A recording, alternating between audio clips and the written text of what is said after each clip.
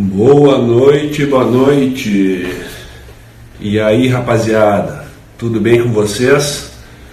Quinta-feira, 23 horas, 23 minutos, com algum atraso em razão da internet. Vamos começando a nossa live com o convidado da semana. Beleza, gurizada? Vamos lá então. Vamos convidar o professor Adriano para conectar e a gente falar um pouquinho sobre a vida do mestrado acadêmico, em especial do mestrado fora do país. Vamos lá. Professor Adriano, boa noite. Boa noite, professor Guilherme. Tudo certo, meu amigo? Como é que tá? Tudo tranquilo e por aí? Tudo jóia também. O pessoal estava bem ansioso hoje na faculdade para saber da live com o professor Adriano, né? Ah, é? Que maravilha, hein? Foi bem legal a proposta e o pessoal está gostando muito. Adriano, eu vou falar um pouquinho sobre a nossa relação. Tá? Para quem não sabe, eu e o Adriano, a gente começou o curso de Direito juntos, lá no ano de 2005. Faz tempo já, hein, Adriano? Faz tempo. Lá no Centro Universitário Franciscano, hoje Universidade Franciscana, e eu acho que a maioria do pessoal que está nos assistindo não sabia, Adriano, que o Adriano, quando começou a faculdade de Direito, ele também fazia a faculdade de farmácia. Né? É verdade. Ele perdido grande para farmácia. Né? É verdade. Então, e o Adriano me conhece como um cara chato, talvez por isso que os meus alunos aí nos reclamam que eu seja chato. Né? No primeiro semestre de faculdade eu queria entrar com sola e tudo, eu queria perguntar, não deixava dúvida para casa.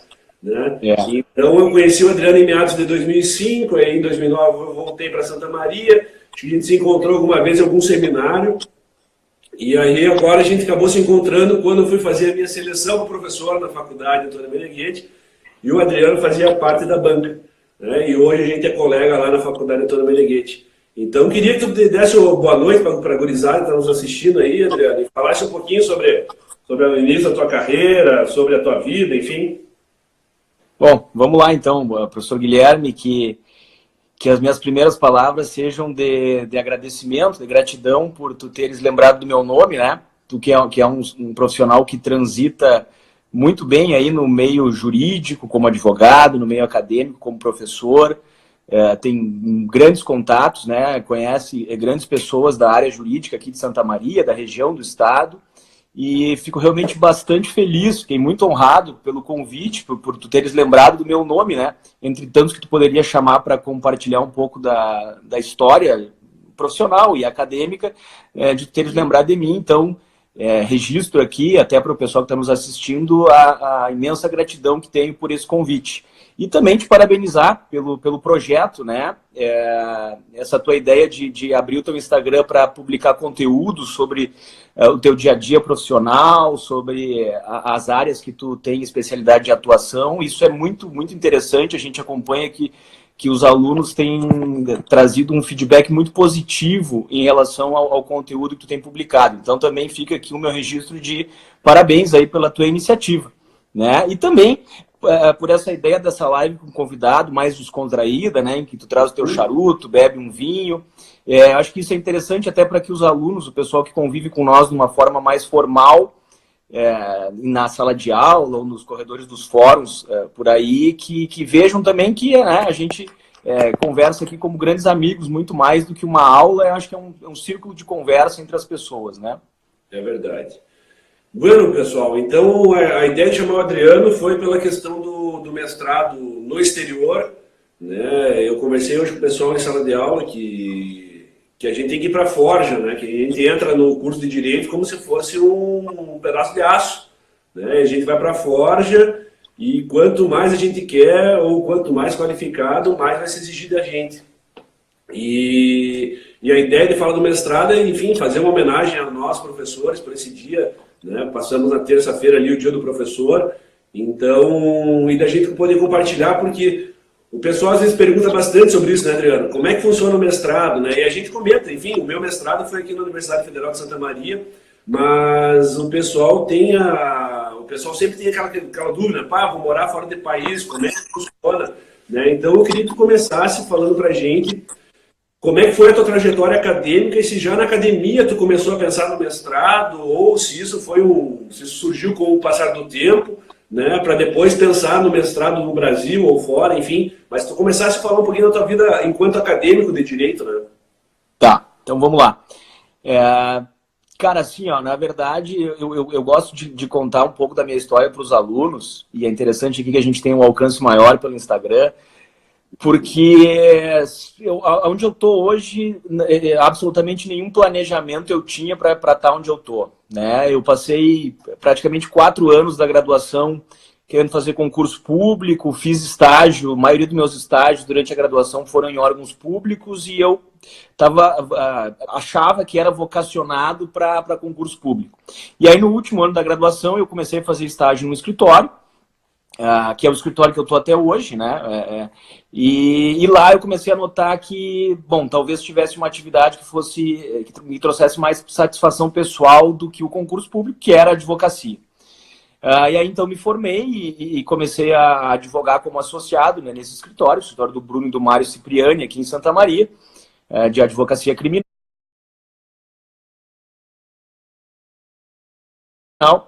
E aí os guris sempre conciliaram a docência com a advocacia. Então eles incutiam essa cultura no escritório de que o advogado também deveria seguir uma carreira acadêmica.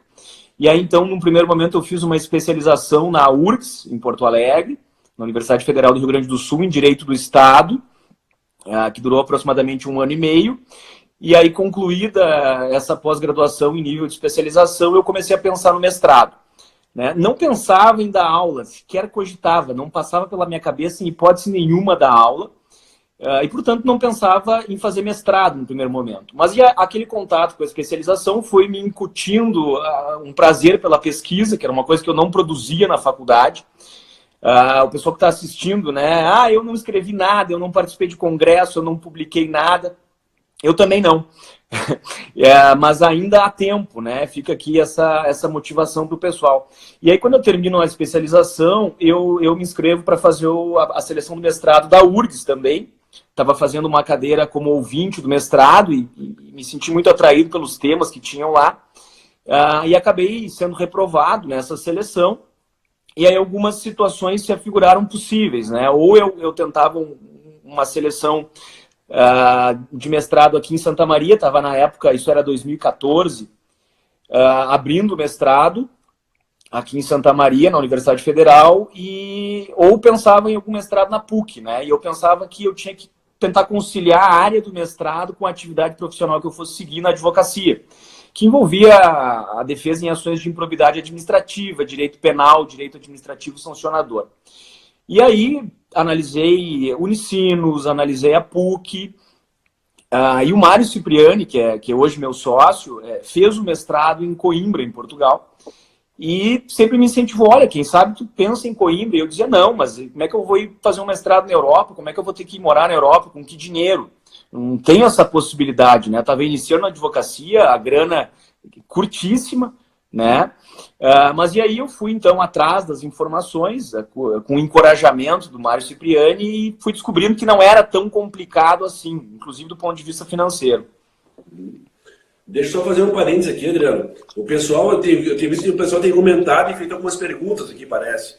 Então, quem for fazer pergunta, pessoal, tem embaixo na tela de vocês, vai ter uma interrogaçãozinha ali, tá? Tu clica na interrogação e essas perguntas vão ficar salvas, senão fica no feed da conversa aqui e a gente não consegue acompanhar. Então, se durante a conversa for surgindo alguma pergunta, além das que já fizeram durante o dia, né, pode mandar ali pelas perguntas que no final a gente vai fazer um bate-papo mais no sentido de interagir com vocês. Bueno, Adriano, tu então tu não pensava na docência, tu foi fazer o mestrado, tu foi fazer a pós-graduação, a especialização, e lá teve contato com o mestrado e gostou, né?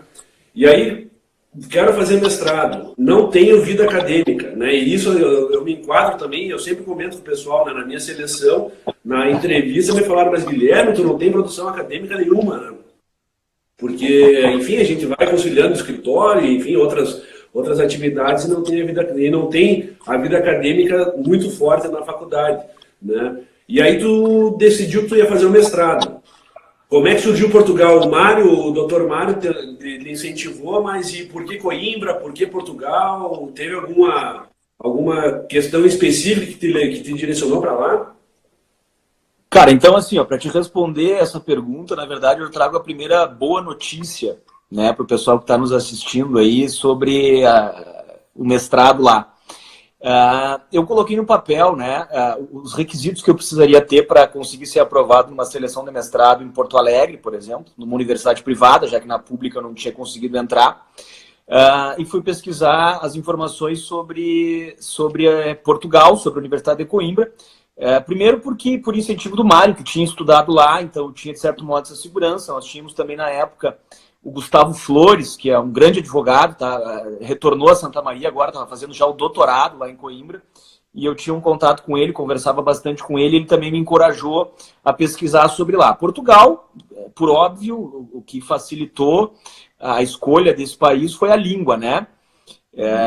A gente tem a mesma língua, muito embora quando a gente chega lá, a gente percebe que o português deles é um pouco diferente do nosso. Nas primeiras semanas tem um pouco de dificuldade de entender a pronúncia de algumas palavras, mas claro, depois tu te adapta. Então a primeira predileção foi a questão da facilidade que a língua trazia.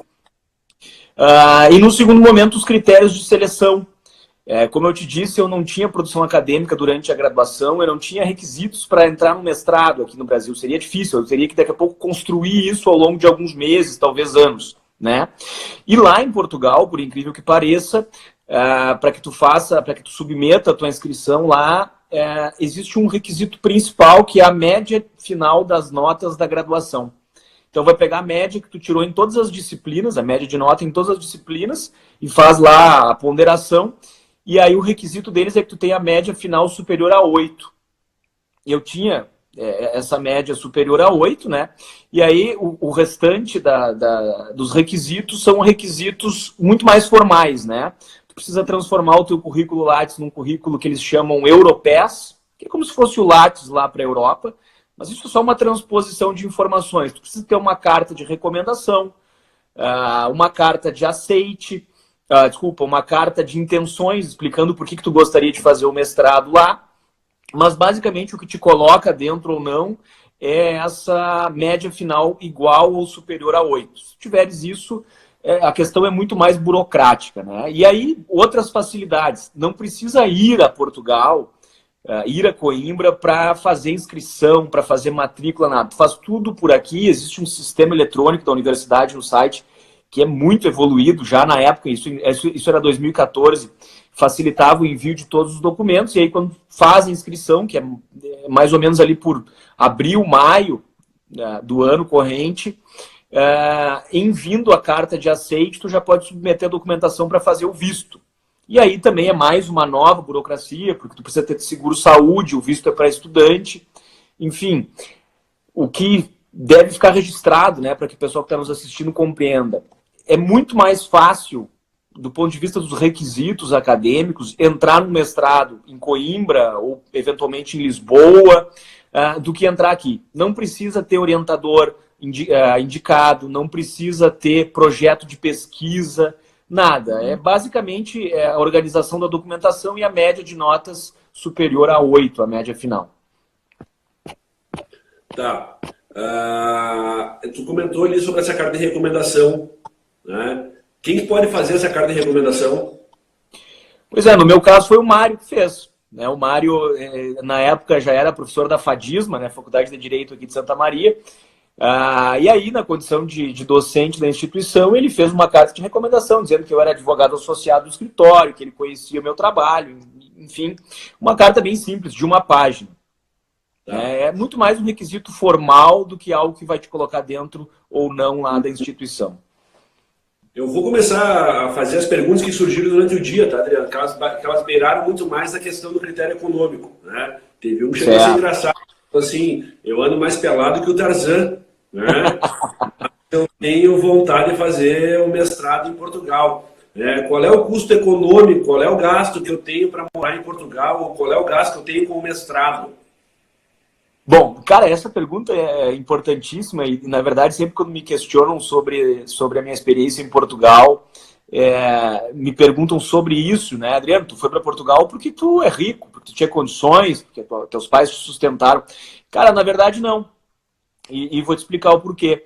Entre as opções que eu tinha, que era eu tentar um mestrado em Porto Alegre, numa universidade privada, e ficar morando metade da semana em Porto Alegre, metade da semana em Santa Maria, porque estava advogando aqui, o custo que eu teria para isso, né, manter duas residências praticamente, uma em Porto Alegre e uma aqui, mais o custo do mestrado numa universidade privada lá, se nós colocássemos na época na ponta do lápis, e eu fiz isso, e esse foi o motivo condicionante para eu acabar indo, é que ir para Portugal ficava mais barato, por incrível que pareça, do que ficar aqui.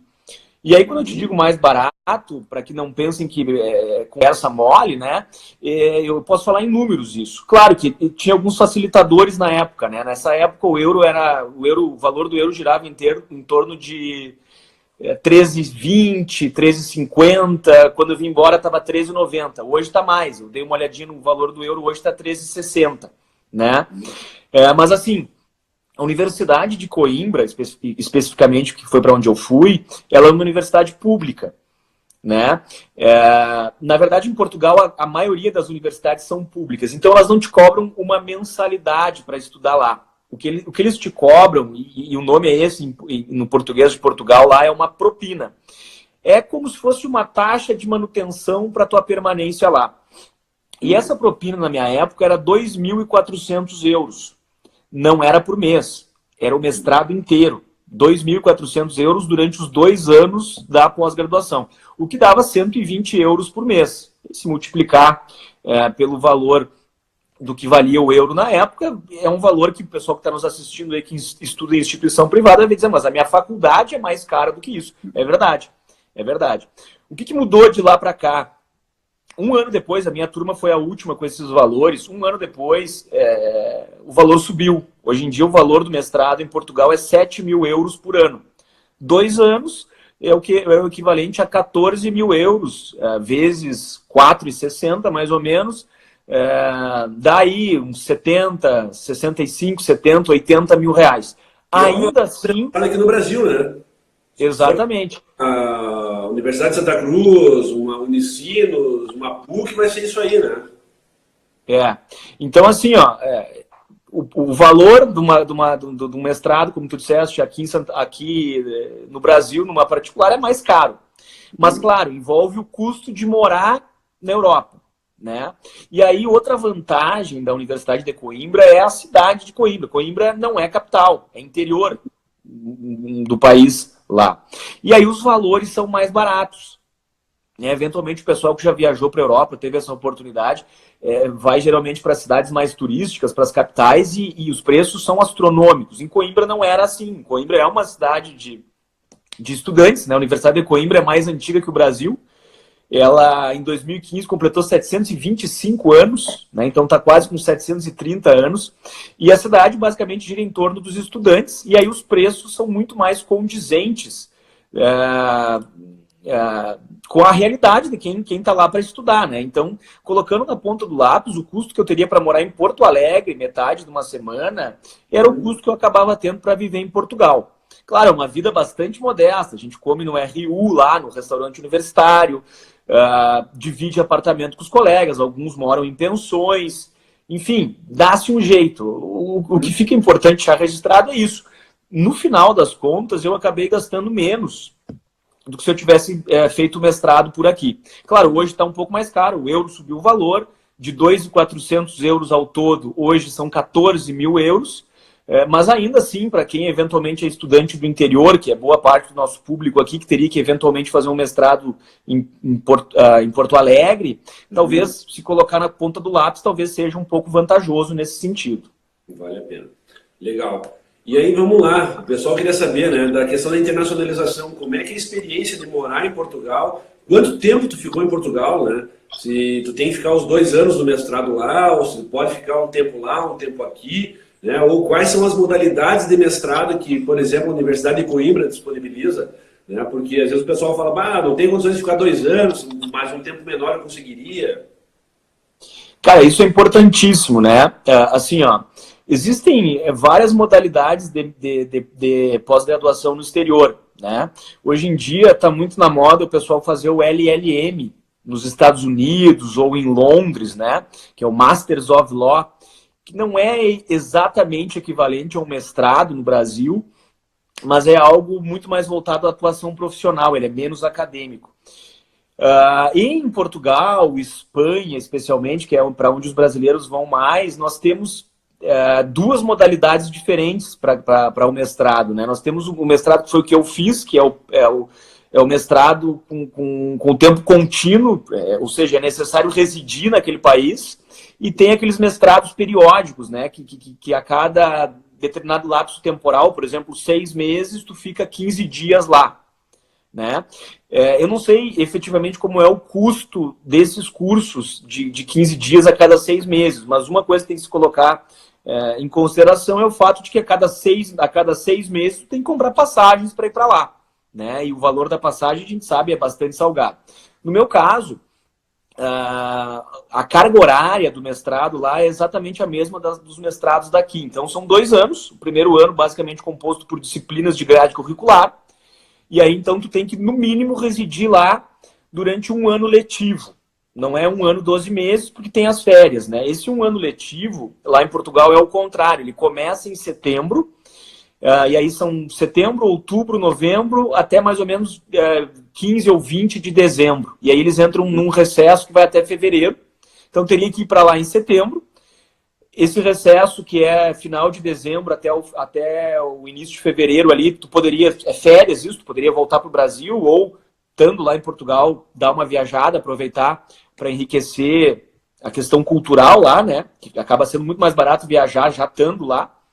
E depois eles retornam em fevereiro, e aí se estendem até junho, né? Então, a bem da verdade, são 9, 10 meses que tu precisa residir lá, né? E o segundo ano do mestrado, o segundo ano letivo, que seria a graduação, seria a dissertação, isso vai depender muito do teu orientador, né? Durante esse primeiro ano, tu vai tendo contato com diversos professores, vai fazendo uma predileção dos temas que tu gostaria de escrever sobre, e aí acaba entrando em contato com o orientador. Alguns orientadores mais rígidos exigem dos alunos brasileiros o seguinte: olha, durante o teu tempo de graduação, tu vai ficar em Portugal, tu tem que escrever aqui, a estrutura da nossa biblioteca aqui é infinitamente maior, eu preciso de reuniões presenciais contigo. Então, tive vários colegas que acabaram ficando lá nesse segundo ano.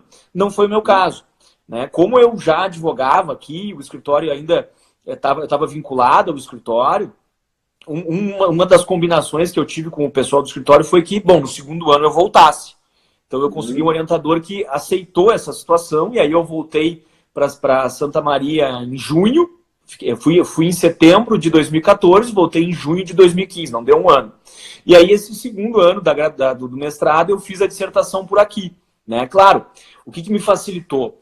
Durante aquele primeiro ano, eu já sabia mais ou menos sobre o que eu ia escrever, já tinha a pré-dileção, então eu já fui reunindo desde o início toda a bibliografia que eu precisava lá da Universidade de Coimbra e trouxe isso para cá. Então, quando eu voltei, eu tinha 2 malas só de xerox e livros, né?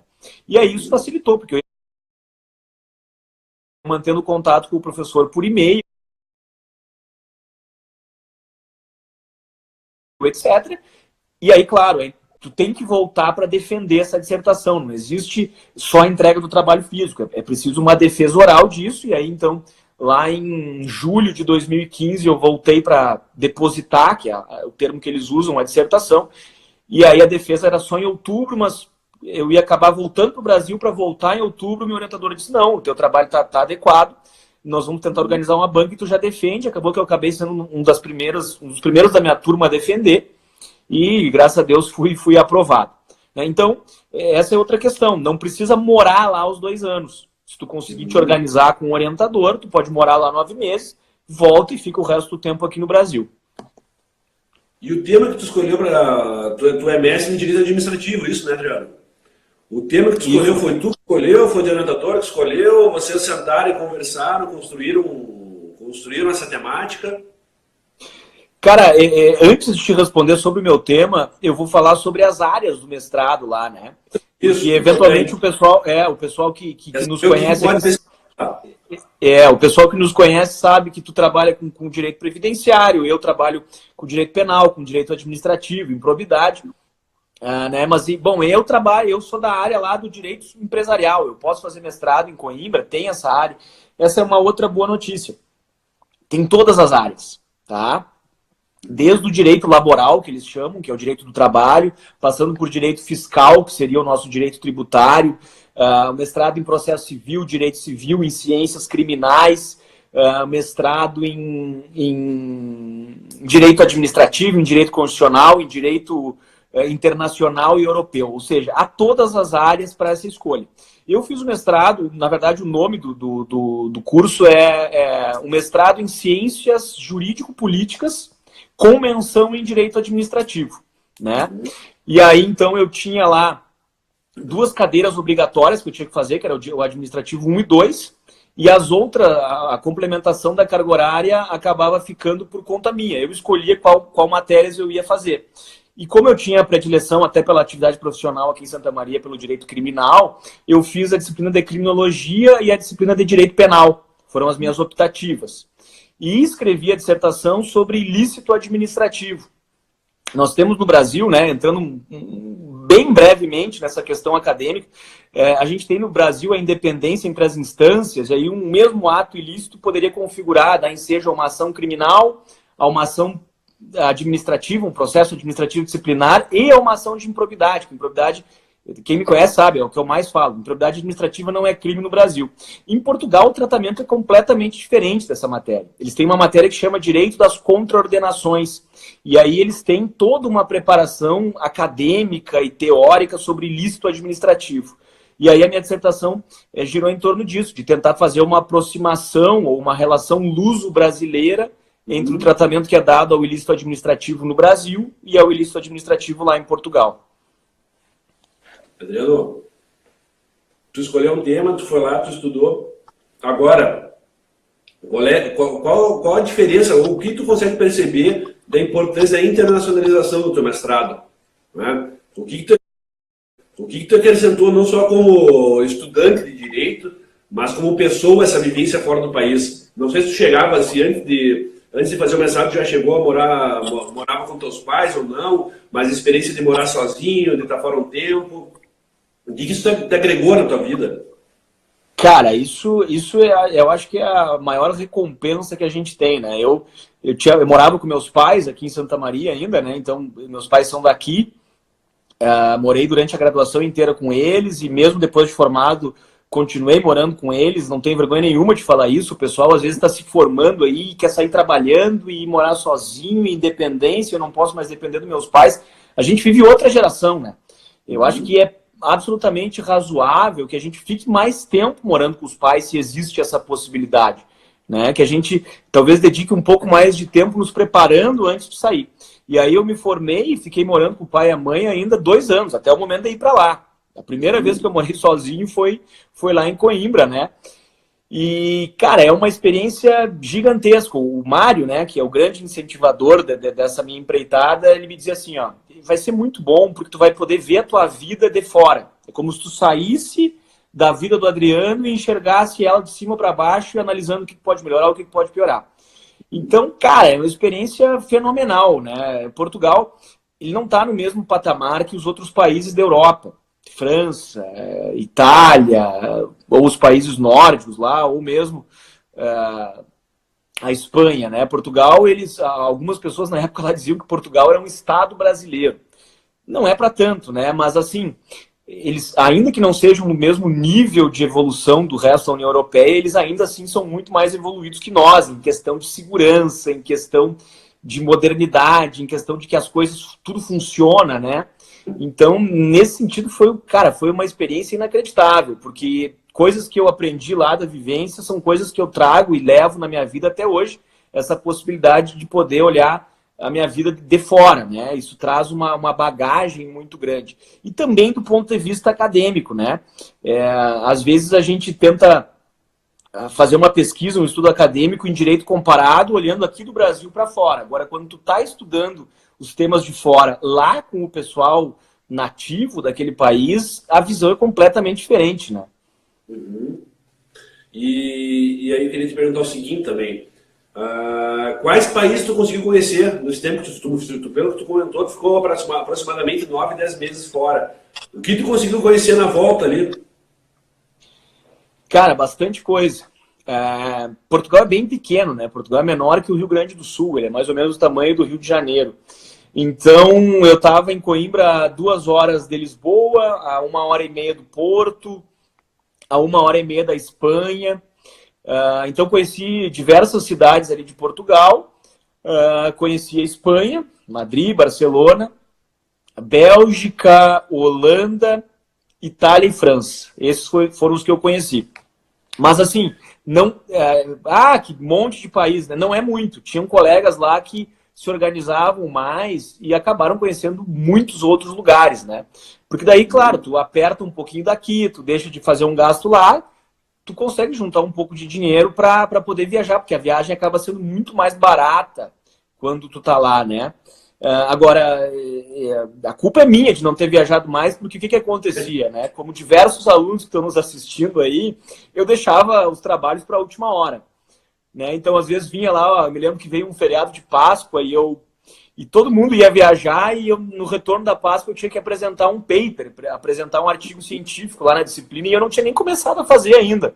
E aí eu tive que acabar ficando sozinho em Coimbra lá, o feriado inteiro fazendo esse paper, né? E aí acabei deixando de viajar um pouco. E também porque a grana é bastante curta, né? Como tu tá lá, tu tem que economizar o máximo possível e aí às vezes também não dava. Muita gente ia para Londres, só que Londres era em Libra, e a Libra era R$ 5 na época, não fui. O pessoal ia para a Irlanda, no St. Patrick's Day, também foi um lugar que eu queria ter muito ido e acabei não indo por causa do dinheiro, enfim. Mas deu para aproveitar bastante, foi uma enormíssima experiência de vida. O pessoal que entrou depois não percebeu, e eu pedi só para questão de organização, que quem for fazer pergunta utilize a interrogação que está aqui embaixo na tua tela. Tá? Porque senão a gente não consegue acompanhar. Então, eu vi várias perguntas, então se tem pergunta, coloca ali na interrogação, que em seguida a gente já vai começar a responder as perguntas. Falando em dinheiro ainda, Adriano, o pessoal às vezes pergunta, né? Aqui no Brasil alguns programas de pós-graduação oferecem bolsa. Tem como ter bolsa em mestrado lá em Portugal? Cara, é importante essa pergunta, tá? Tem como ter bolsa, mas é bem difícil, tá?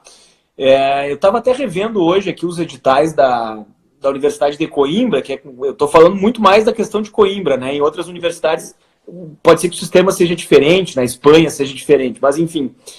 Em Coimbra, para que tu se submeta a uma candidatura por bolsa, tu tem que ter a média final maior do que 16 valores. Deixa eu te explicar o que é isso. As notas em Portugal, elas não vão de 1 a 10, que nem aqui. Né? Eu disse, a nossa média de graduação para poder entrar lá tem que ser maior do que 8. Mas isso numa escala de 1 a 10. Eles não têm essa escala. A escala deles vai de 10 ou 8 a 20. Tá? E aí, para eles lá, portugueses ou da União Europeia, entrarem no mestrado, eles têm que ter mais do que 13. E para ganhar a bolsa, eles têm que ter mais do que 16. Seria o equivalente a ter uma média final na graduação aqui no Brasil superior a 9,5. Tá? É possível, né? É bastante difícil, né? É bastante difícil, inclusive, para te ser laureado em instituições, a tua média final não precisa ser 9,5. Se eu não me engano, a média final tem que ser acima de 9. É um critério bastante difícil e me parece que existe uma resistência na Universidade de Coimbra para conceder bolsas dessa natureza para os brasileiros. Tá? Claro que hoje existem algumas modalidades ali diferentes, né? Hoje em dia, a Universidade de Coimbra aceita o Enem para que tu faça, inclusive, a graduação lá. E aí, dependendo da tua pontuação Enem, caberia bolsa para graduação. Mas aí eu também não quero nem entrar muito nesse mérito, porque é uma questão que é muito mais recente, são questões que surgiram depois que eu voltei de lá, e aí eu não tenho esse conhecimento com toda a propriedade para poder dar certeza absoluta. De todo modo, tudo que for ficando eventualmente de dúvida, quem realmente se interessar, Guilherme, é importante dizer, o site da Universidade de Coimbra é muito explicativo. Tá? Então, quem quiser entrar lá é Universidade de Coimbra, uc.pt/FEDUC, FDUC, Faculdade de Direito da Universidade de Coimbra. E aí vai ter todas as explicações, tem lá dúvidas para brasileiros, tem um hot site lá só para dúvida de brasileiro que explica, por exemplo, essas questões das bolsas. Tá. Outra pergunta que eu queria te fazer, ou na verdade queria que tu contasse para nós, alguns professores, enfim, a gente ouve falar do direito constitucional, por exemplo, do Jorge Miranda, né? Quem foram alguns cânones do direito, se por assim a gente pode chamar, que tu teve contato lá em Portugal? Cara, vários. Coimbra é assim, a cidade gira em torno da faculdade, os maiores juristas do país, eles não estão em Lisboa, alguns estão em Lisboa, mas boa parte são professores lá na Universidade de Coimbra. O prestígio de ser professor na Universidade de Coimbra é muito grande lá, né? Então, por exemplo, se tu tá num cafezinho e tem um juiz de direito ou um desembargador conversando com um professor de direito da Universidade de Coimbra, o prestígio é muito maior em relação ao professor, principalmente os catedráticos, né, que são os que estão no último nível da carreira. Cara, então assim, ó, eu tive aula, por exemplo, com o Costa Andrade, Manuel Costa Andrade. Manuel Costa Andrade estava bem no final da carreira, já estava quase se aposentando. Ele foi um dos autores do Código Penal português, lá na década de 70. Então, assim, uma experiência de vida incrível, um ser humano absolutamente diferenciado. Volta e meia tinha seminários na instituição lá, são várias salas de seminários, e aí tu saía de uma aula e tá tendo um seminário lá com o Gomes Canotilho. Tá, mas o que precisa fazer para entrar? Nada, é só chegar e entrar, não tem que fazer inscrição, nada. Eles têm muito isso. Então, às vezes, tu tava tomando um café antes da aula, passava por tio Canotilho. Né? É nesse nível, assim, eles tratam isso com muita naturalidade lá. Uhum. E o contato com eles, tu chegou a conversar com algum deles, ou visitar o gabinete deles, alguma coisa assim? Existe essa possibilidade, né? Eu quero, né, para quem, o pessoal do constitucional, eu vivo falando, né? A questão do constitucionalismo dirigente é uma teoria do Canotilho, né? E aí, tu tem possibilidade, estando lá em Portugal, de conversar com ele no gabinete? Existe esse acesso ou não? Cara, o Canotilho para o pessoal do mestrado era um acesso um pouco mais difícil. Eu não tenho conhecimento de nenhum colega da área do constitucional que tenha sequer tentado isso, né? Porque tem os outros professores lá que também tem muito reconhecimento. Mas assim, ó, o Manuel Costa Andrade, que é esse penalista, cara, ele ia nas jantas do mestrado. Nós fazíamos jantas nos restaurantes lá, ele ia, conversava com nós, saía da aula, oferecia carona pra gente ir embora, para não precisar ir embora de ônibus. Bastante acessível. O Canotilho era um pouco mais famoso, né? Tinha um reconhecimento internacional maior, especialmente aqui no Brasil, e o Canotilho, no mestrado, não dava mais aula. Então ele dava muitos seminários e alguma outra aula no doutorado. Canotilho, Faria Costa, que é um outro grande penalista lá. Né? Então, não é impossível esse acesso, se tu fizeres os protocolos, marcar isso para conversar com os professores do gabinete, não é impossível. Mas para alguns professores o acesso é um pouco mais difícil. E o legal, né, para quem está nos assistindo, que é o que a gente, os autores que a gente trabalha aqui no Brasil, se tu tá lá, tu tem a possibilidade de estar pelo menos perto, enfim, né, conversar ou assistir um seminário. Que é o que a gente fala, tu lê o livro é uma coisa, mas tu beber direto da fonte deve ser uma experiência bem bacana, né? Eu queria te fazer mais uma pergunta, Adriano. Tem muita gente que fala que o mestrado é a discussão do sexo dos anjos, né? No mestrado eu só discuto teoria, eu não consigo levar nada para a prática. Eu queria que tu abordasse um pouquinho isso. O que tu estudou lá no mestrado, tu consegue aplicar na prática do teu dia a dia no escritório, ou tu consegue te reconhecer, e claro, de uma forma humilde, né, de falar, olha, eu consigo perceber que o mestrado me facilita na advocacia a partir disso, disso e daquilo? Cara, é uma pergunta difícil, né? A gente está numa live, numa situação informal aqui, acredito que a gente pode ser bem sincero, né? O mestrado acadêmico, ele tem uma tendência a se afastar um pouco da atividade prática, né? Tanto é que hoje em dia o pessoal tem optado aí por MBA, por mestrado profissional, que são matérias, são conteúdos que tu estuda que conseguem te trazer um aperfeiçoamento prático maior. Né? O mestrado em Coimbra é um mestrado essencialmente acadêmico, né? A ordem das disciplinas é através de apresentação de artigos, os famosos papers do mestrado, né? Da mesma forma como é aqui no Brasil. Só que, claro, toda a bagagem acadêmica que tu cria lá, toda a leitura que tu faz lá, consegue, querendo ou não, trazer, de alguma maneira, algumas teorias para dentro da tua atividade prática, sem sombra de dúvidas. E aí eu vou te dar um exemplo concreto disso, tá? Nas ações de improbidade, a gente discute sobre existir o bis in idem, né, a dupla punição pelo mesmo fato em relação às questões criminais, né? E lá em Portugal eles têm um tratamento interessantíssimo sobre isso, à luz dos tratados de direito internacional, à luz do direito internacional comunitário, europeu. O nosso próprio Pacto de São José da Costa Rica traz algumas questões sobre esse duplo sancionamento do mesmo fato. E aí uma teoria que eu importei de lá, que eu acabo eventualmente usando em algumas atividades práticas, diz respeito ao controle de convencionalidade, né?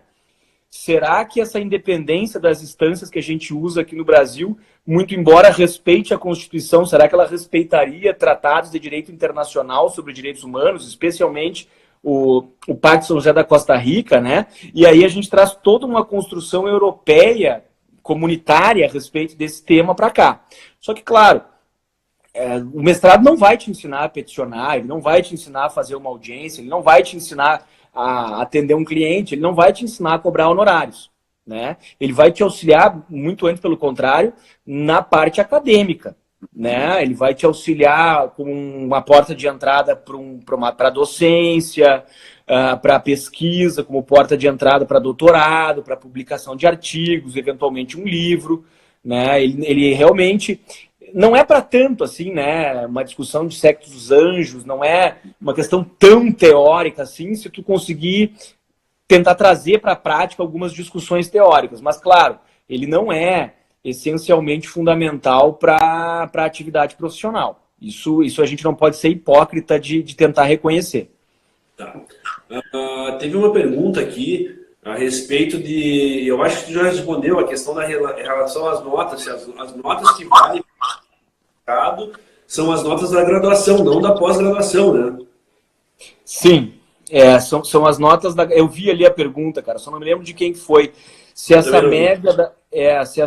a média poderia ser somada à nota da graduação e da uma eventual especialização. Que me parece que não, tá? Na minha época, eu não tinha nem quando eu fiz a candidatura, eu não tinha nem concluído ainda a especialização, eu usei só as notas da graduação, tá? Mas esse não é o único critério. Aliado ao critério da nota, que é 50% da candidatura, tu tem ainda atividades profissionais que tu eventualmente exerce, que valem 20% da candidatura, e o currículo acadêmico. Então, por exemplo, participação em congressos, defesa de trabalhos em eventos, publicações de artigos, isso também vale. Então, eu lembro que na minha época, algumas pessoas, por exemplo, com média final 7, 8, como elas tinham um currículo acadêmico um pouco melhor, tinham publicado alguns artigos durante a graduação, eles conseguiram arredondar e conseguiram entrar, né? Mas essa dúvida, ela pode com certeza ser esclarecida através do site ali. Eles têm um e-mail de perguntas e isso funciona muito bem lá. Tu envia o e-mail, eles demoram ali 5, 10 dias, mas eles te respondem explicando se isso pode ser conciliado ou não. Teve uma outra pergunta a respeito da exigência profissional, né? E eu acredito que não. Aqui no Brasil não é assim, pelo menos, né? Tu tem que ser advogado para fazer mestrado. Eu acho que não tem essa exigência também em Portugal, né, Adriano? Absolutamente não, cara. A exigência é acadêmica, né? Tanto é que os portugueses, que são nossos colegas lá, eles... A maioria não. A totalidade dos portugueses que fazem mestrado e que dividiam a sala com nós, nenhum era advogado. Porque lá eles têm uma cultura diferente, né? Eles terminam a graduação e eles fazem o mestrado, e depois de concluído o mestrado é que eles fazem o equivalente ao que seria a nossa prova da OAB aqui, que eles chamam de prova da ordem. É uma prova um pouco mais complexa, ela dura, se eu não me engano, 1 ano e meio, 2. É uma sucessão de etapas. E uma vez aprovados nessa prova, os portugueses ainda têm que submeter a uma advocacia de estágio. Eles têm que ser como se fosse um advogado estagiário durante 1 ano ou 2 anos, não me lembro exatamente agora, para depois poder virar advogado efetivamente. Né? Ou seja, não precisa ser advogado ou ter uma atividade profissional consolidada para poder se submeter ao mestrado lá. Basta que tenha concluído a graduação, tenha esse critério e tenha esse critério da média final das notas da faculdade. Teve uma outra pergunta que eu também acho interessante, eu vou tomar a liberdade de começar falando por mim aqui.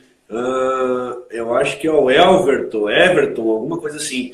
Né? Fala um pouco sobre a rotina do mestrado. Pelo menos aqui no Brasil, né, a rotina do mestrado ela é bem puxada. Ou ela é puxada ou não, porque acontece aqui no Brasil, eu vou dar um exemplo do meu mestrado aqui na Universidade Federal de Santa Maria. Eu tinha a possibilidade de cursar disciplinas obrigatórias e facultativas em 2 anos, ou então tentar enxugar as disciplinas em 1 ano e no outro ano me dedicar somente à dissertação. Eu, em razão de ter de estar trabalhando no escritório, enfim, de já ter filho na época, eu optei por dar um esticadão em 1 ano e fazer as disciplinas. Então, para mim, foi bastante puxado. Né? Foi no ano de 2016, e aí foi o ano que nasceu o Vicente. Então, eu me lembro que as minhas madrugadas dava uma madeira pro Vicente e com a caneta marca-texto na mão. Né? E o pessoal às vezes pergunta, o pessoal da faculdade pergunta isso, né, Adriano? Às vezes o pessoal da faculdade reclama, o professor mandou ler um texto de 30 páginas. E eu me lembro, e aí eu dou o crédito para a professora Rosane da Silva Leal, porque na época das disciplinas dela, para uma aula, tu tinha que ler 200, 300 páginas de texto. Né? Então, o mestrado não é como a faculdade. Isso tem que ser, isso é importante deixar claro para o pessoal que está assistindo. Né? Na época do mestrado, a exigência a carga de leitura, né, e a exigência de cada disciplina que tu faz, tu apresentar um paper, apresentar um artigo da disciplina para ser aprovado ou não, né, ela te consome bastante. Então, para mim, o ano de 2016 foi bastante puxado por causa disso. Né, tinha que conciliar escritório e conciliar as disciplinas. Então, e aí uma outra pergunta que as pessoas fazem, o mestrado tem aula à noite? Pelo menos aqui na Universidade Federal de Santa Maria, não. As aulas são durante o dia, então tem aulas de manhã, aulas de tarde e excepcionalmente alguma aula à noite, mas a maioria das disciplinas que eu fiz foram de manhã e de tarde. Né? Então exige que tu abra mão um pouquinho do teu tempo para poder assistir às aulas e em especial para fazer as leituras. Então eu fiz todos os créditos em 1 ano e o segundo ano eu dediquei exclusivamente para dissertação. Mas eu queria que tu falasse um pouquinho, Adriano, como é que funcionou para ti lá em Portugal isso? Cara, foi o Everton que perguntou ali, se eu não me engano, foi meu aluno lá na Fadisma, né? Um abraço aí pro Everton, se estiver nos assistindo ainda. Tá advogando, se eu não me engano, tá na área trabalhista aí, uma grande promessa aí pro direito de Santa Maria. Assim, ó, a gente tem lá 4 disciplinas que tem que ser cursadas no mínimo, 2 obrigatórias e 2 optativas, né? E tu tem que fazer isso de segunda a sexta. Então, basicamente, tu tem 4 turnos que são ocupados. As minhas disciplinas eram na segunda de tarde, das 2 às 5 da tarde, na quinta de manhã e na quinta à tarde, e na sexta tardinha, assim, das 5 até as 9 da noite, mais ou menos. Mas, geralmente, não existe também lá a disciplina noturna. Não tem como fazer à noite, elas são eminentemente pela manhã ou pela tarde, começando no mais tardar às 5 da tarde, que era sexta, 5 da tarde, essa disciplina que a gente tinha de criminologia lá, em razão de alguns compromissos da professora. Mas assim, ó, como tu tá lá, tu tá basicamente à disposição do mestrado 24 horas por dia, 7 dias por semana. Né? O que faz com que a rotina acabe sendo um pouco mais tranquila. Então o pessoal está saindo da graduação, às vezes tem aula todos os dias de manhã ou todos os dias à noite e mais o estágio, ou alguns outros trabalham. Em questão de horário, é uma rotina muito mais puxada do que a do mestrado, porque basicamente tu está lá para estudar. Né? E aí vou fazer um gancho aqui com a possibilidade de trabalhar lá. Me lembra de falar sobre isso, Guilherme. Muitos perguntam, né? Se tem como trabalhar em Portugal enquanto tu faz o mestrado e aí complementar a renda. Mas só para fechar esse questionamento do Everton, né? A rotina acaba sendo puxado porque, muito embora o número de aulas seja pouco, a exigência para cada aula é muito grande. Como tu disseste aqui, né? Fazendo menção à professora Rosane, lá nós tínhamos também isso. Olha, tem uma aula, tu vai ter que ler 300, 400 páginas de uma semana para outra, e às vezes é em inglês. Às vezes tinha um professor lá que recomendava livros em italiano e só se virem. Livros em francês, se virem, vocês têm que fazer. Eu me lembro que a gente teve que fazer um seminário que era basicamente explicar um livro que era em francês. Foi um sacrifício. Então, quer dizer, a aula é 4 vezes por semana ali em turnos esparsos, mas o tempo que tu dedica estudando para cada aula é absurdo, né? Então a gente basicamente saía da aula, almoçava e ia para a biblioteca. Ficava na biblioteca. E quando a aula era tarde, ia de manhã para a biblioteca, almoçava e depois ia para a aula. É claro que tu converge isso com alguns momentos de lazer, a gente não tem como só estudar, porque senão vai enlouquecer lá, mas até tu pegar o ritmo dessa rotina, num primeiro momento, é bastante trabalhoso. Uma outra pergunta que eu acho bastante interessante de responder: como é que funcionou o processo de revalidação, Adriano? Né? Porque quem faz o mestrado no Brasil, tu tem o título de mestre, onde tu apresentar, tu é mestre em Direito. Agora, fiz o mestrado em Portugal. Como é que funciona a revalidação ou o aproveitamento do teu título de mestre em Portugal, no Brasil? Cara, excelente pergunta, porque essa é uma questão que interessa muito e faz toda a diferença, né? Eu fiz o mestrado em Coimbra, eu volto para o Brasil com o diploma lá da Universidade de Coimbra, e isso não vale absolutamente nada no Brasil se não for reconhecido por uma instituição de ensino brasileira. Né? Para o MEC é a mesma coisa que tu não ser mestre, se tu não tem esse diploma revalidado no Brasil. Tá? Coimbra, historicamente, tem todos os seus diplomas, pelo menos na área do direito, revalidados por aqui. Tá? Eu revalidei o meu pela UFSC, Universidade Federal de Santa Catarina. É um procedimento simples, é um pouco burocrático, um pouco chato, porque é uma série de documentos que tu tem que trazer. A UFSC exigia que tu comprovasse que tu tinha residido em Portugal para fins de carga horária. Na época que eu revalidei, 2016, final de 2016, início de 2017, existia uma questão de que alguns mestrados na Europa não estavam sendo revalidados no Brasil em razão da carga horária ser menor. E era um problema que o pessoal estava enfrentando nos mestrados em Lisboa, esses que tu fica 15 dias a cada 6 meses. Como a carga horária era menor, acabavam negando, né? Então, na minha revalidação, eu tive que comprovar que eu morei lá e que a carga horária era mais ou menos a mesma, tá? Bom, e aí, para revalidar, eu escolhi a UFSC porque ela tinha um procedimento simplificado, porque já tinha revalidado alguns diplomas, vários diplomas lá da universidade ali, então o procedimento fica facilitado. Mas, em tese, existe um portal do MEC que chama Carolina Bolli, e aí, teoricamente, todas as instituições de ensino federais do Brasil têm autorização para fazer a revalidação desse mestrado. Eu tenho conhecimento de que um colega nosso, o professor Pietro, né? O professor Pietro fez o mestrado, esse que é semipresencial, né? É aquele que esporádico, que tu vai a cada tempo lá. Ele conseguiu revalidar o título dele pela Universidade Federal de Santa Maria aqui. Então, isso pode ser uma coisa, uma tendência de modificação, de ter mais facilidade para essa revalidação. Mas isso é fundamental. Estou escolhendo algum programa de pós-graduação para ir na Espanha, em Portugal, seja onde for. É importante ver se quem já fez esse mestrado conseguiu revalidar ele em alguma instituição de ensino no Brasil. Porque senão é a mesma coisa que não ter mestrado. E aí não adianta para nada, né? E aí tu responde a pergunta da Camila, que foi uma das últimas aqui, né? A respeito de qualquer universidade pode revalidar ou são instituições específicas. Aí eu acredito que tem que ser... Tu tem que olhar o programa de mestrado que tu vai escolher e ver. E aí, isso que tu comentou, né? De repente, procurar alguém que já teve o mestrado revalidado aqui no Brasil para de repente, não embarcar, entre aspas, numa furada, né? De passar um tempo fora e não conseguir aproveitar o título de mestre aqui no Brasil, né? É verdade. A Camila também foi nossa aluna lá na Fadisma, Guilherme, e bem afeta a área do direito administrativo, então tenho conversado bastante com ela, e basicamente é isso, que as universidades que vão poder revalidar, elas devem estar inscritas nesse portal Carolina Bolli, que é um portal do MEC, é uma situação recente que tu consegue fazer a revalidação com submissão eletrônica de documentos. Foi um período, foi uma metodologia que não me alcançou, porque a minha era anterior a isso, tá? Mas, enfim, eu acredito que essas instituições mais tradicionais e o fato de ser em Portugal, até pela questão da língua, seja um facilitador para a revalidação aqui no Brasil. Boa noite, boa noite. Fomos derrubados pelo Instagram. O Instagram nos derrubou, Adriano. Olha aí, ó. A conversa toda. Cara, será que eu tô falando demais? Tô falando bobagem aqui para ter nos derrubado? Eu não sei como funciona isso. Pela audiência que a gente está tendo, eu acredito que ninguém está falando demais e o assunto é interessante.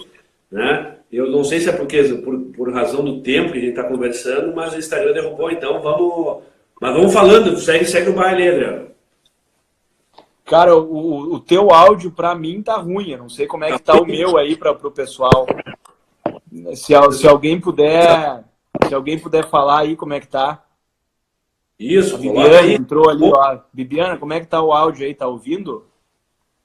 Monique tá online também essa hora, né? Já botamos as crianças para dormir, né? Isso é importante. Uma razão da live ser às 23h23, ó, tá bom. Tá, então segue falando aí, Adriano. Acho que o pessoal já tá reconectando. Cara, eu vou te dizer que eu não me lembro mais o que eu tava dizendo. Eu tô tão na adrenalina da vibe aqui. Eu já tô Sobre o dando a garrafa de preconceito, vinho né? aqui, já terminou meu charuto, eu também já não lembro. Mas tu tava falando dos brasileiros e dos portugueses, né? Da relação do português com o brasileiro. Eu estava concluindo, né? Não dá para generalizar. Em alguns momentos específicos se via um pouco dessa restrição, mas assim, na área do direito, a questão era muito compartimentalizada lá, né? Os brasileiros do direito conviviam mais com os brasileiros do direito. Eventualmente tinha algumas atividades que envolviam mais de uma área do saber lá, mas em geral não há esse preconceito. Mas quando ele existe por situações pontuais, ele acaba até sendo justificado. Mas claro, não dá para generalizar. Não dá para generalizar, como nada na vida a gente pode generalizar. Tem mais uma pergunta, Adriano. Eu sei que já está tarde, mas vamos seguindo. Quando tu estiver cansado, talvez a gente para. Tá? Teve mais uma pergunta interessante, e aí mais uma pessoa perguntou a respeito. Eu fazer o mestrado no exterior me abre portas para eu advogar no exterior? Acho que não. Acho que para poder advogar no exterior, o caminho é bem mais tortuoso, bem mais difícil. Né? Tanto é que tu fazendo mestrado em Portugal, isso não é uma credencial para que tu possa advogar lá. Tu teria que te submeter às provas da ordem lá dos advogados portugueses para poder trabalhar lá.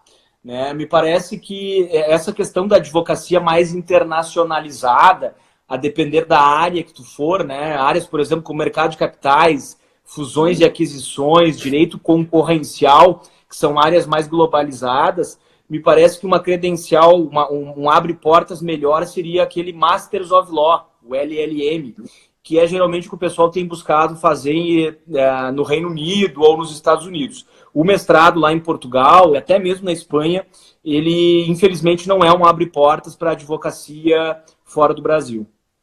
Tá. Perguntas mais pessoais agora.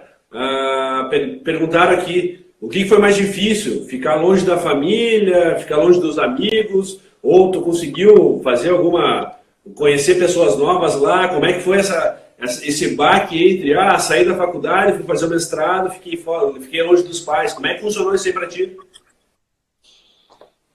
Cara, assim, ó, é mais difícil do que parece, tá? Eu fiquei 9 meses fora, mas com a tecnologia que a gente tem por WhatsApp e o FaceTime, falava com a família toda hora, né? Mas a questão cultural como um todo torna as coisas um pouco difíceis. E te explico em que sentido eu digo isso. O fuso horário já é diferente, né? A gente estava lá 4 horas antes, quando era horário de verão, aqui, se eu não me engano, era 4 horas, e no horário de inverno ficava 3 horas. Antes do que aqui no Brasil, né? E por que o horário modifica a nossa questão cultural? Pelos programas que a gente faz, né? Então, por exemplo, era 4 da manhã em Portugal e o Grêmio ia jogar um jogo da Libertadores. E aí eu olhava nas redes sociais, estava todo o meu grupo de amigos, a família, fazendo um churrasco para olhar o jogo, que é uma coisa bastante cultural nossa aqui do Rio Grande do Sul, né? E lá eu já tinha que dormir, porque no outro dia eu tinha aula. Então, essa questão cultural dos horários, das atividades, assim, nos distancia mais do que acontece aqui no Brasil, e a própria alimentação, né? Quando o pessoal, às vezes, vai para turismo, para Portugal, mas que coisa maravilhosa, o bacalhau, o salmão, o peixe é muito mais barato em Portugal e tal. E é verdade, isso é uma coisa boa. Agora, eu brinco com o pessoal, come peixe 6 dias na semana para te ver o que acontece. né? Eu, que gosto muito de um churrasco, cara, eu ficava desesperado para comer carne lá, e a carne era muito cara. Até existe churrascarias e coisas, mas é muito caro. E a gente tinha uma vida de estudante, a grana bem apertada, e, nossa, era um sacrifício para comer um churrasco. Isso também era uma dificuldade. Pode parecer assim uma frivolidade falar que a comida era um problema, mas assim, no dia a dia, ao longo dos meses, isso acaba pesando um pouquinho, né? Então, cara, as principais dificuldades que eu poderia dizer são essas, assim, a diferença cultural, ainda que seja a mesma língua, a diferença cultural é abismal. A questão do horário acaba te afastando um pouco a própria distância da família, né? Não tem como tu simplesmente pegar um ônibus e ir para casa. Não tem o que fazer, se tu te bate um desespero ou acontece alguma coisa ruim lá, simplesmente não tem o que fazer, tá longe de tudo e todos, né?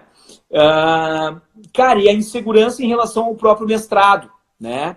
Os portugueses, eles têm um rigor acadêmico, isso foi uma coisa que eu não tinha falado ainda, os portugueses têm um rigor acadêmico muito grande mesmo, assim, para o pessoal ter ideia, né? O pessoal aí que está se formando, está fazendo a especialização, os trabalhos acadêmicos que a gente faz quando a gente coloca aquelas citações diretas, ou coloca uma jurisprudência, né? E aí aquilo lá nos economiza 3, 4 páginas, às vezes, porque está em recuo 4 lá, né? Eles não usam citação direta em Portugal. A citação é, no máximo, indireta. Então, a dificuldade de escrever é muito grande. Então, sempre havia aquela tensão enorme de entregar o melhor resultado possível nas atividades do mestrado. E tanto é assim, foi uma coisa que eu acabei esquecendo de falar lá no início, é muito mais fácil entrar no mestrado lá do que aqui no Brasil. Agora, é tão difícil sair do mestrado lá quanto é daqui. Tanto é que eu tive colegas lá que acabaram reprovando em disciplinas da grade curricular, e aí quando tu reprova numa disciplina da grade curricular, tu não pode fazer a dissertação. O que torna necessário que tu fique mais um ano letivo fazendo novamente aquela disciplina, ou seja, o teu projeto de ficar 9, 10 meses e voltar para o Brasil, ele vai por água abaixo, porque eles realmente têm um rigor bastante grande. Alguns professores faziam prova oral, né? E o pessoal que mesmo se esforçando, alguns lá acabaram ficando pelo meio do caminho, não foram poucos, né? Então isso também era uma dificuldade, assim, essa insegurança de tentar entregar o melhor possível, né? Isso é interessante, né? Porque exige uma responsabilidade, seja no Brasil, seja em Portugal, né? O mestrado é um compromisso que tu assume e que vai te exigir, né? Vai exigir de ti que tu tenha uma postura e um comportamento, né? Seja ele profissional, de levar aquilo ali a sério, não é uma brincadeira, né? Eu não vou fazer um intercâmbio em Portugal e morar 9 meses lá e vou voltar com o título de mestre. Eu acho que é importante ficar essa lição para o pessoal que está nos assistindo ainda, né, Adriano? Com certeza. Com certeza. O mestrado, seja aqui, seja lá, ele é uma responsabilidade muito grande, né? Ele é muito mais do que um título, né? Ele é uma etapa da vida que marca a gente, que molda a nossa carreira para o futuro, né? Se tu, Guilherme, é o que tu é hoje, a tua forma de proceder em relação à docência, em relação à advocacia, isso muito se constrói a partir das experiências que tu viveu no mestrado, e não é diferente comigo, com qualquer pessoa que passe por essa fase, né? Adriano, tem uma pergunta assim, ó, eu não quero te complicar aí, eu sei que a Bibiana está assistindo, e eu sei, né, que quando tu foi a Portugal, tu estava comprometido já, né?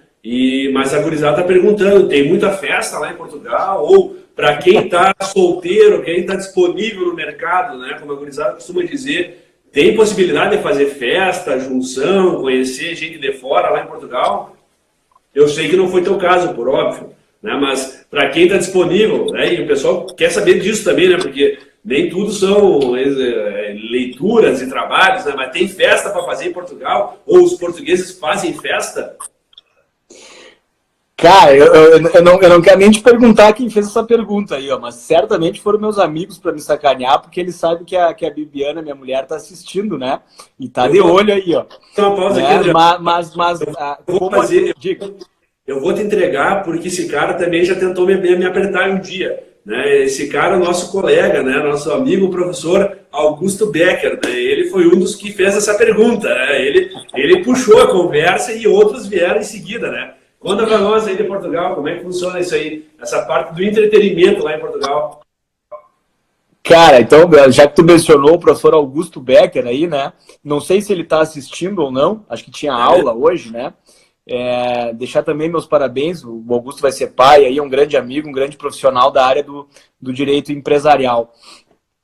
Mas assim, ó, cara, como em qualquer lugar do mundo, né? Portugal tem festa, Coimbra é uma cidade universitária, tem não só os portugueses, como os brasileiros e tem muita gente de outros países também que também vai fazer o mestrado ou até mesmo a graduação, eles fazem lá em sede de intercâmbio. Então, cara, tem tanta festa quanto no Brasil, sem sombra de dúvidas. Eu me lembro que teve um momento muito legal quando a gente estava lá, quando eu fui para defender a dissertação, Portugal foi campeão da Eurocopa. E aquilo parou o país, né? Então foi uma grande oportunidade a gente poder conviver um pouco com essa cultura festiva deles lá.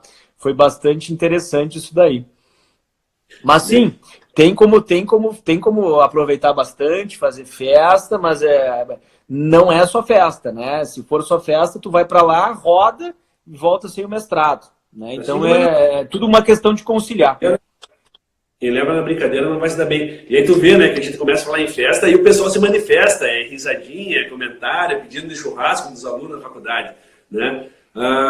Eu quero aproveitar, Adriano, tenho a tua audiência aí no ar, para dizer que eu sou professor de Direito Constitucional e que esse final de semana eu vou fazer uma revisão. Eu me dei ao trabalho, né, de fazer o levantamento das últimas 10 provas da ordem, os assuntos que mais caíram no Direito Constitucional. Então, esse final de semana eu vou estar fazendo uma revisão para quem vai fazer a prova no dia 20, né? E também para a tua audiência que, se tiver alguém interessado na área da prática previdenciária, todas as terças de trabalho com questões de ordem de prática previdenciária, né? E eu queria também, para finalizar aqui, né, Adriano, te agradecer, né? A gente sabe que é quinta-feira, semana é puxada, tu trabalhou o dia inteiro, tu dispôs o teu tempo para conversar comigo, né? E conversar com toda a audiência que esteve presente aí, né? O tempo estourou tudo que a gente tinha conversado no meio-dia, né? Mas a conversa fluiu. Eu queria te agradecer, né? E queria te abrir aí para te falar, fazer tuas considerações finais. Bom, tá bem então. Fica então esse registro, né, do teu Instagram aí, o pessoal, sigam o Guilherme, pessoal, ele está entregando um conteúdo de bastante qualidade aí para quem está na graduação, para quem está em vias de se formar, fazer o exame da OAB, enfim, para quem está iniciando na prática da advocacia, especialmente a previdenciária, né, pelo que eu tenho acompanhado, e também a questão do direito constitucional. E te agradecer, Guilherme, por, como eu disse no início, entre tantas pessoas aí que tu tem contato, que tu tem amizade, tu poderia chamar para agregar conteúdo no teu Instagram, tu ter lembrado do meu nome, para mim é um motivo de bastante felicidade, me sinto realmente muito honrado. E também agradecer o pessoal que ficou com nós até agora, né? Nós temos aí mais de 30 pessoas assistindo ao vivo, chegamos ao ponto de ter quase 50, 60 aí ao vivo, né? A gente tá mais de uma hora aí falando e o pessoal tá firme e forte conosco aí. Bem legal, cara, te parabenizo mais uma vez por... Olha quem acabou de entrar, professor Becker, né? Então, te agradeço novamente a oportunidade e dizer que estou à disposição quando tu precisar, pode contar comigo, muito mais do que um colega de faculdade, do que um colega de advocacia, é um amigo aí hoje em dia, né? Obrigado mesmo, Guilherme, um grande abraço aí para todo o pessoal.